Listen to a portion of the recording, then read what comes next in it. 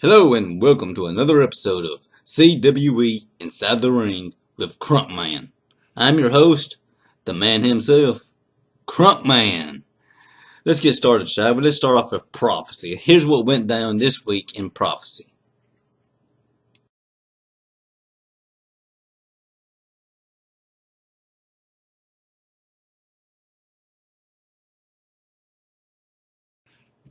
We started off prophecy with a one-on-one match to determine the leader of Team Prophecy between Jimmy and ADM.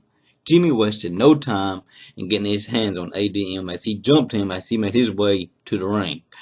Once the bell sounded, the match got underway and both men would trade blows, but in the end it would be Jimmy winning and becoming the leader of Team Prophecy.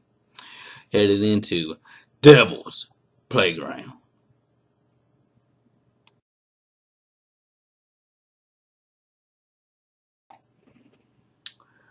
Our next match had my tag team partner, Tyler, going up against a member of Floyd. He made it perfectly clear he did not want me in his corner. Ask, and you shall receive. Although you won your match, Tyler, you won it a cheap way out. You had to take the match outside of the ring, beat your opponent down to where he couldn't answer a 10 count. You beat him down to what, like the count of 7, and made your way back to the ring. Yeah, the cheap win there, buddy.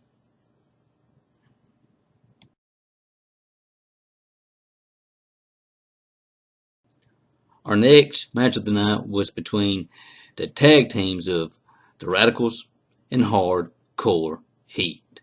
This match was a must watch. The match of the night, in my opinion, if you ask me. It started off great. Both teams left it all inside the ring. I mean, go back and watch this if you have not seen this match. It stole the show.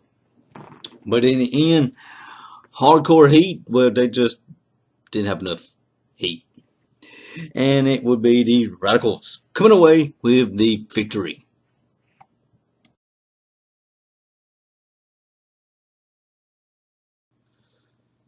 Our next match was supposed to be JMax and myself fighting for the #1 contendership for the Extreme Championship. But that match never happened. As JMax was making his way to the ring, Jimmy comes out and jumps him, beats him down, and throws him in the ring and just starts beating the living snot out of him. As all this is happening, I'm standing in a gorilla position, screaming at anyone that would listen, trying to get this thing sorted out, because this is supposed to be my match. This is my time to shine, and somebody... Oh. Even Colton said this. Even the announcer said that this ref is stupid. Listen, I don't know who I got to talk to, but hear me now. Let's give this ref the pink slip. Let's send him packing. Let's fire him. But before we do, let's have a glorified squash match. I want my hands on this referee. I want to take out my frustrations out on him before we show him the door. Make the match happen.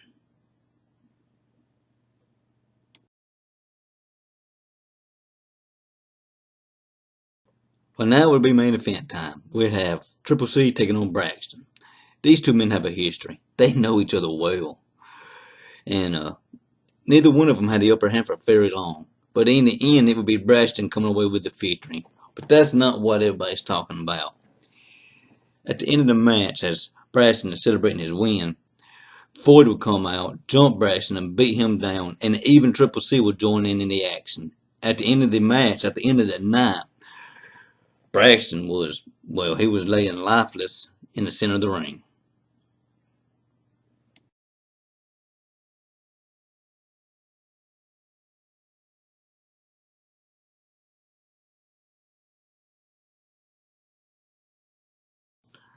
Our next match had Ace taking on a new superstar, Ryan. And before I get started, I kind of like the way Ryan's dressing. I mean, he kind of dresses like, what I used to. And I'm digging those kind of threads. I mean, it's nice to see somebody have a good taste in fashion. But Ryan came in strong, and he shows he has what it takes to be a part of CWE. Ryan would hit a spine buster, and a spear, and that would spell the end. In the end, it would be Ryan coming away with the win in his debuting match over Ace. But Ace's hand was under the ropes, and the ref didn't see it, so Ace may have a little bit of an argument here, but needless to say, Ryan shows he has what it takes to be in CWE.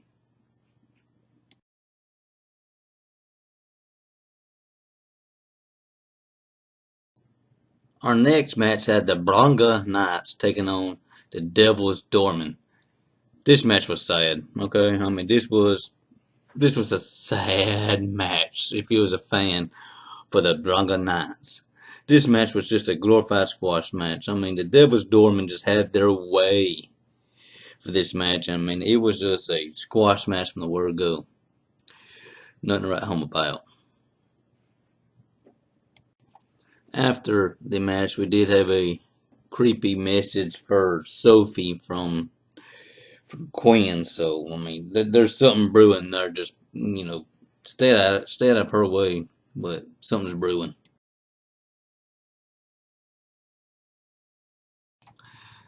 Our next match had Ray Rage taking on Blackheart.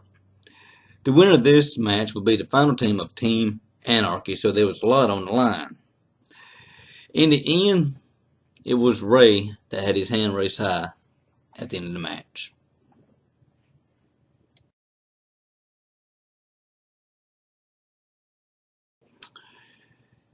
Our next event was Shane Cox taking on Aaron Wade for the CWE Intercontinental Championship.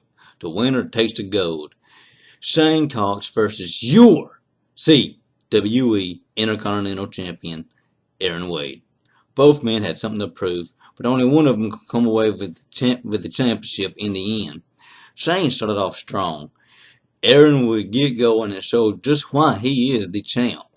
This match would go back and forth. Shane almost got the win and becoming champ, but it would be Aaron keeping his title in the end. And now he knows he will be going to Devil's Playground, having to face off against two more competitors in a triple threat match for that championship. That, my friend, is going to be a good match.